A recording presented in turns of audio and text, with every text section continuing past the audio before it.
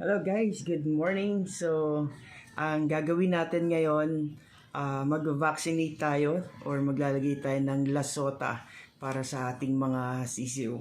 So, na-receive ko na yung lasota na gagamitin natin para sa ating mga sisiw.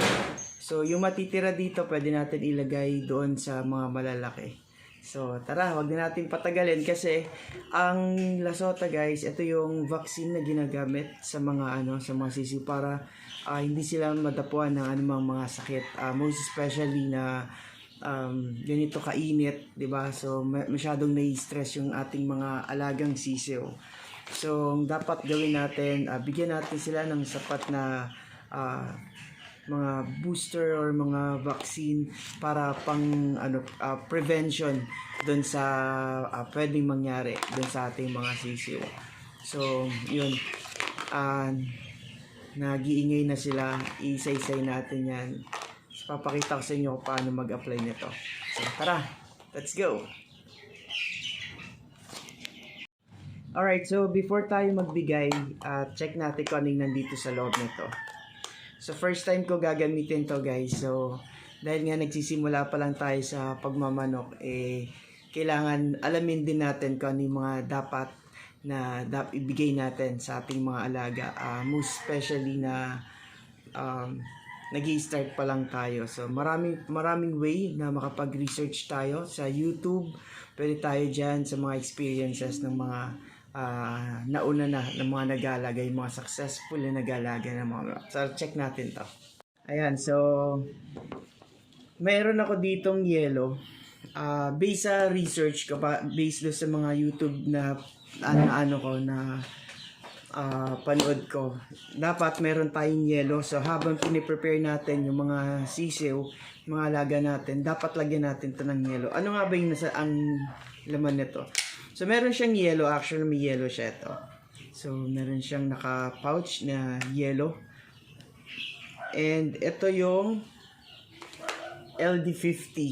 Yan. LD50. Hindi ko sure kung para saan to. So, ito sabi dito for 50 doses. So, pwede siyang 50 na piraso or heads. So, yung matitira nito, ilalagay natin doon sa malalaki nating mga chicks sa mga Rhode Island. Ayan. Tapos, ito yung imimix natin. So, ito yung powder. So, powder lang siya guys. Ito ang liit. Sobrang liit lang niya. Parang capsule. Ayan. Ayan. So, paghahaluin natin to, mimix natin pa ganun. Ayan. So, before natin siya i-mix, dapat nakahanda na yung mga sisiw natin. Pero dahil may yellow naman tayo, so pwede natin gawin yan. So, wait lang tayo.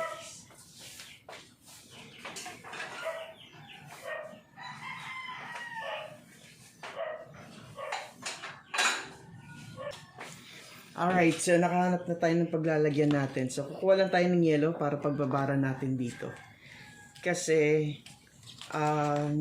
based sa aking research, itong vaccine na to ay made of viruses.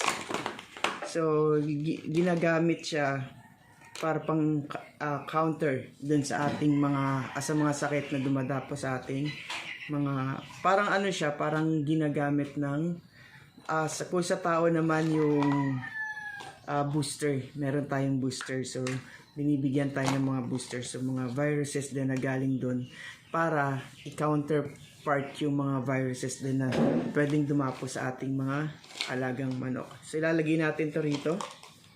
Ayan, para ma-preserve ng maayos. Ayan, tapos dapat pag gagamit tayo nito guys, dapat hugas tayo ng kamay or alcohol. Kasi sensitive tong na to. Ito yung pinaka-sensitive. So, living living virus. Kailangan natin ingatan. So, hugas tayo ng kamay.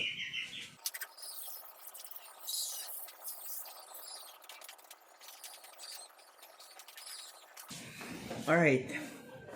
So, malinis na yung kamay natin. Gagawin natin, imimix na natin to. So, shake well para sa mabisa, no? Para mas mabisa. Ayan, so tatanggalin lang natin tong silver na yan. Ayan, may silver siya. Tanggalin natin to. So para lang siyang Yakult. Aba, medyo mahigpit ang pagkalagay, no? Mahirap siya tanggalin. Ayan. Sa mga katulad ko po na nag-i-start pa lang, mag-research din po kayo para at least kahit paano may guide, di ba? So, wala naman pong masama dyan sa kanilang mga tinuturo dahil may mga vlogger po talaga na tinuturo lahat nila yung mga nararanasan at yung mga dapat matutunan ng mga nag-i-start po, no, sa ganitong pagmamanukan. So, ilalagay natin to rito. And then, ito. So, bubuksan natin. Buksan natin to. Liit lang, oh. Bubuksan natin to rito. Ayan. So, nabuksan na siya. Tapos, wait lang. Tama ba ginawa ko? Tapos, lalagyan natin siya rito. Kaso lang walang butas. Ano ba yung ginawa? Ganun ba? Okay. Meron pala siyang cover. Meron pala tong rubber, guys. So, kailangan tanggalin. So, shake mo natin ulit. Para bumaba yung powder. Tsaka natin siya bubuksan. Ayun. So, yun. Natanggal ko na siya. Tsaka natin lalagay ito.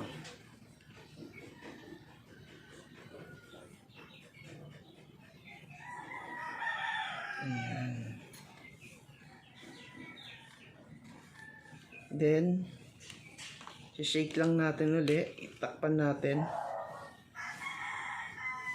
Takpan, then shake.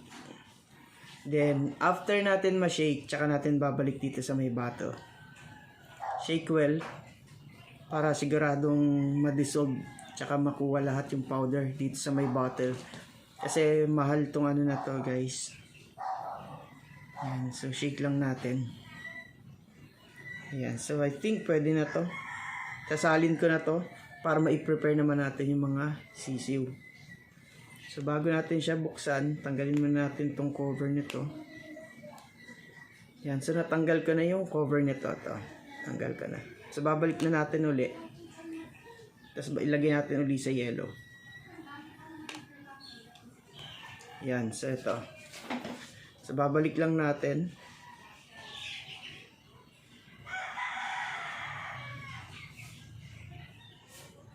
Mabigay. So, alright. So, empty bottle. So, ilagay na natin to rito.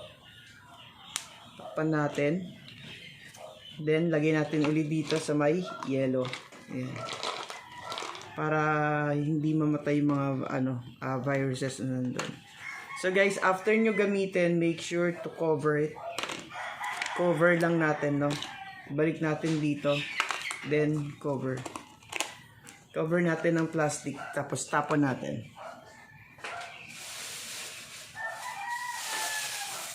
Ayan. Tapos tatapon na to, guys.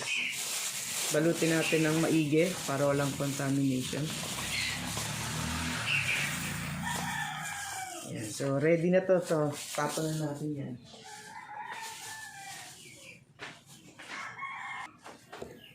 Alright. So, ready na ang ating vaccine. So, punta naman natin yung mga sisiw. So, dito lang yan sa likod namin. So, ayan. So, dito naman yung aming mushrooms. Ayan. So, kinoveran ko siya ng black na net. Ayan. Kasi mas maganda daw pag madilim. Mas mabilis mag-produce yung mga fungi's. Ayan. So, ito na yung mushroom namin. Ayan. So far, so good. Marami na siyang mga puti-puti, ibig sabihin nag-spread na yung fungus dun sa protein bags. So ito, dinidiligan ko siya every morning and afternoon. Ayan, so ito na yung mga sisiw natin. So ito na, guys, yung lalagyan natin ng vaccine. So ito yung BPR or Bird Plymouth Rock. So kinuha ko to 3 days pa lang kinuha ko na sila. So ito na sila ngayon, malalaki na. Yan. So isang buwan na rin to. Isang buwan na rin siya sa akin. And meron tayong bagong adapt. So renihome to anong 20. Ayan. So meron tayong 10 na ito naman ay Orpington or Buff Orpington. Ayan. So masisigla po silang lahat. At meron tayong isang RIR or Rhode Island. Ayan. So binigay po ito, libre lang po yan, no? Kasi 10 nga po yung binili ko kay Sir Jose. Ayan, mega loud shoutout po Sir Jose. Maraming salamat sa napakagandang mga breed ng inyong Buff Orpington. Ayan, naway maparami natin to at makita mo rin yung mga generation na mapoproduce natin dito sa iyong mga chicks. Ayan. At ito naman po kay Jetro ko naman po kinuha to. Ayan, kay Kim, kay Jetro. Ayan, Jetro, thank you so much. Ayan, mega loud shoutout sa iyo. At mapaparami natin itong napakasisigla at napakaganda ng breed ng iyong BPR. Ayan, so nasa harap naman po yung malalaki na, yung mga Rhode Island, no? So ito yung lalagyan natin ngayon ng vaccine. Ayan, in preparation. Alright, so lagyan na natin. So nandito na po yung mga sisiw natin dito sa may karton. Ayan, so nilagay ko muna rito para ma-separate natin yung mga nalagyan na at saka yung hindi pa nalalagyan, para hindi natin madoble-doble. Ayan, para hindi tayo malito. Tsaka para mas mabilis na rin. Kasi kung isa-isay natin doon, may stress yung ating mga alaga. Tsaka guys, kung mapapansin nyo, yan o, di ba? Napakasimple lang nitong backyard farming na pwedeng-pwede nyo gawin dyan sa inyong mga bahay, sa mga gusto rin mag-try, mag-start tulad ko na baguhan. Kung meron kayong maluwag na area na pwede nyo paglagyan, yan, mas maganda talaga mag-start. Para sa akin, mas maganda mag-start ng sisiw kasi hindi mag-require ng malaking area. Yan, so habang natututo ka, habang nasa trial and error ka, hindi mo kailangan ng malaking area para makapag-start ka. So yan. So dyan ko lang nilagay yung aking mga sisiw hanggang sa ayan, naglakihan na rin sila. So ngayon, gagawin natin, maglalagay na tayo ng ito na po yung vaccine. So ready na. So first time po na maglalagay ng ganito. First time ko magka-try na maglalagay. So let's go.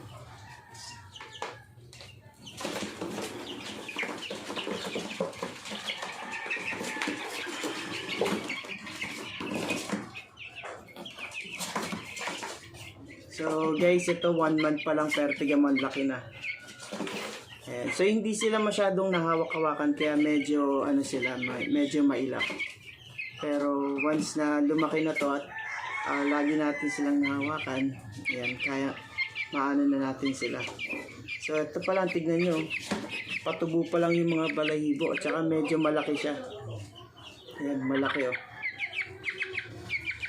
So lalagyan na natin, ang sabi dito lang sa ilong, isang patak lang.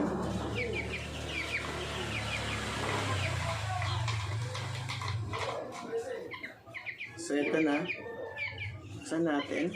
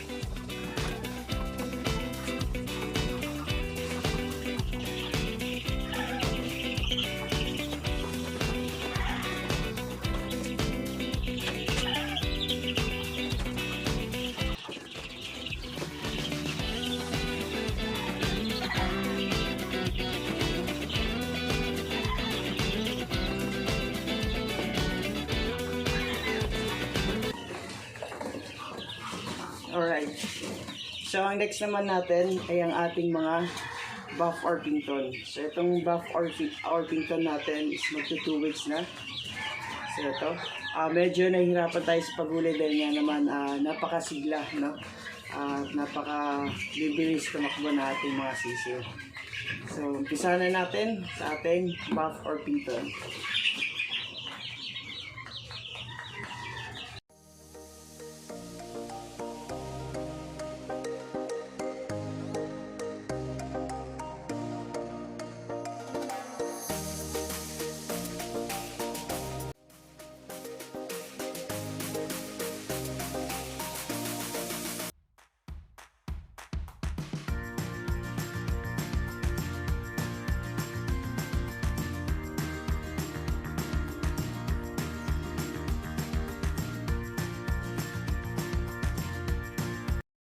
Alright, sa mga ka-farmers, so okay na.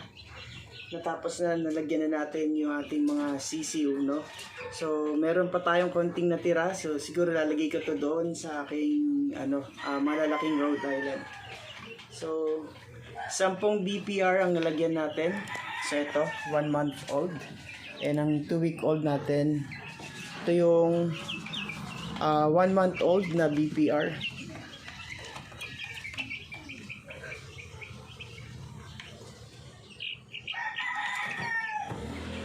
Ayan, and andito yung ating Orpington. Ayan, 10 rin yan. So, nalagyan na rin natin yan ng vaccine.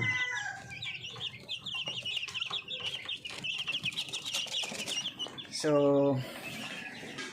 vaccinated na ang ating mga sisiw at naway malayo sila sa mga sakit or anumang mga bakterya na dadapo sa kanila.